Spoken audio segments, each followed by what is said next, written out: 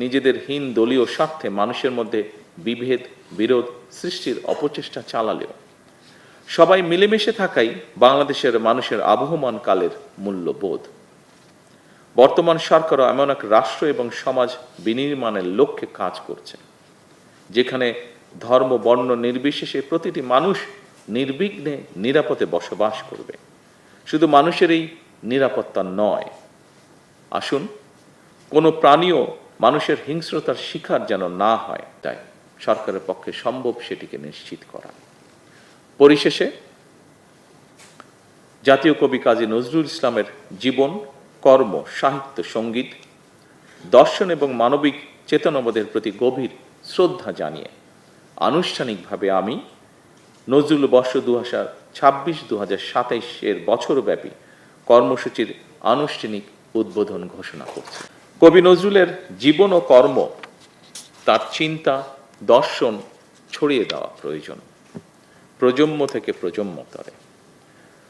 কবি নজরুল নিজেও তার উপস্থিত সুধীবৃন্দ, নজরুল বর্ষ উদযাপনে বছরব্যাপী কর্মসূচি আজ থেকে আনুষ্ঠানিকভাবে শুরু হতে যাচ্ছে।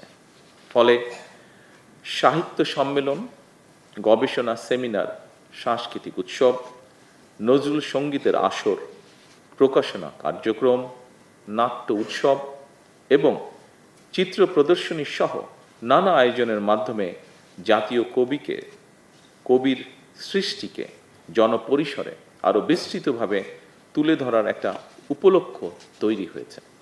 কবি নজরুলকে নিয়ে আলোচনা মন্ত্রণালয় কিংবা সরকারি অফিসের চার দেওয়ালে আবদ্ধ না রেখে তার সাহিত্য, কর্ম, তার জীবনবোধ পৌঁছে দিতে চাই মানুষের ঘরে ঘরে, যেই অ্যাডভাইসটি আমাদেরকে শিল্পীগণও তাদের বক্তব্যে উল্লেখ করেছেন। বোধন করছে সে একইভাবে ডিজিটাল মাধ্যমে তার সাহিত্য এবং সঙ্গীত সংরক্ষণ এবং তার সাহিত্যকর্ম আন্তর্জাতিক পরিসরে আরও বিস্তৃতভাবে প্রচারের সুযোগও কিন্তু তৈরি হয়। তো নজরুল বর্ষ উদযাপন জাতীয় কমিটির মাধ্যমে দেশের সকল জেলা, উপজেলা এবং বিভিন্ন শিক্ষা প্রতিষ্ঠানে শিক্ষার্থীদের অংশগ্রহণে বছর জুড়ে প্রতিটি অনুষ্ঠান সফলভাবে পালন করা অত্যন্ত জরুরি বলে আমি ব্যক্তিগতভাবে বিশ্বাস করি।